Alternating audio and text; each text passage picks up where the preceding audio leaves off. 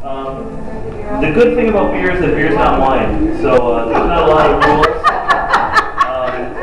That's a good thing. We get wine, people play at our dinner table. I really like wine, but people tell you you're doing things wrong a lot with wine, and I don't think anybody should tell you that about beer.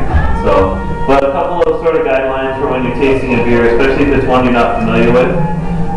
You can see on the handout we've got here.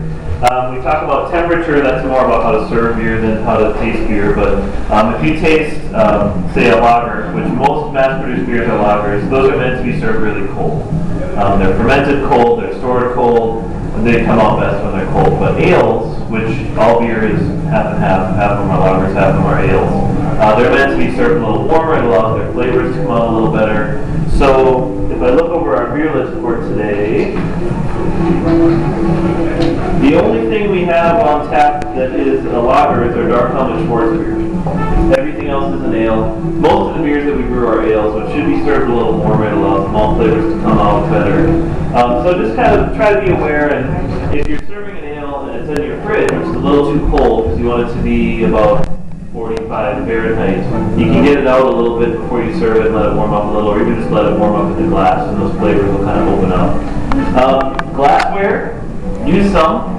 It doesn't matter too much what kind you use, but if you're drinking straight out of the bottle or can, the opening is so small that you can't smell the beverage, and most of what you taste is your sense of smell.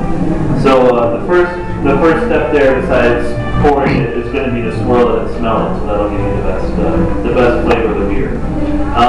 Notice also it says head is good. When you pour a beer, you want some head on it. Those bubbles, the carbonation brings the flavor and aroma up out of the beer for you. And then once you get a beer, a lot like wine, if you've got room in your glass, you want to swirl it a little bit, and you'll see that raises a little bit of carbonation. Those bubbles come up, and then stick your nose right in there and give it a smell. And just pay attention to what you smell. You can think in sort of non-beer terms about the flavor. This beer we've got here is our All-Star Brew, which is an American cream ale. It's a beer brewed with malted barley and actually a good proportion of flaked corn, which is real traditional in pre-prohibition brewing. And then it's got a little bit of hop flavor. So if I smell this one, I get just a little bit of caramel sweetness. I get kind of an herbal hop flavor, almost like oregano. Maybe even a little bit of citrus.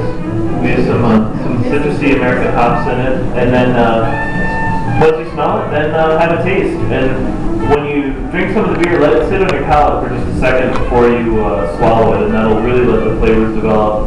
With this one,